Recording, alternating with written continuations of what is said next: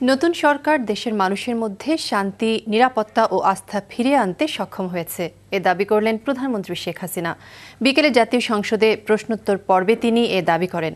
সন্ত্রাসের মাধ্যমে মানুষের ভোটের অধিকার কেড়ে নেওয়ার চেষ্টা ব্যর্থ হয়েছে উল্লেখ করে বললেন, বিএনপি জামায়াতের জ্বালাও পোড়াও এবং ধ্বংসাত্মক কর্মকাণ্ডের পরও চলতি অর্থ বছর দেশের অর্থনীতির সব ক্ষেত্রেই উন্নতি হয়েছে।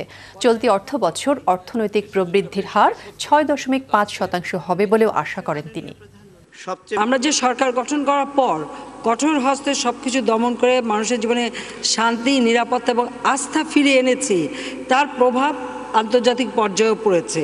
আমাদের প্রতিবেশী দেশসমূহ এবং আন্তর্জাতিক পর্যায়ে এর একটা ভালো প্রভাব আমরা দেখতে পাচ্ছি, যার ফলে আমাদের রপ্তানি আরও বৃদ্ধি পাবে এবং আমাদের প্রবৃদ্ধি আমরা যদিও ৬.৫% বলেছি, হয়তো এর থেকে বেশিও আমরা পেতে পারি। বিএনপি ও জামাত শিবিরের হরতাল, অবরোধ, জ্বালাও পোড়াও, বিদ্যুৎ কেন্দ্র পুড়িয়ে ফেলা, এ ধরনের বিভিন্ন নাশকতামূলক কর্মকাণ্ড তারা চালিয়েছে। তা সত্ত্বেও অর্থনীতির প্রায় সকল সূচকে উন্নতি হয়েছে।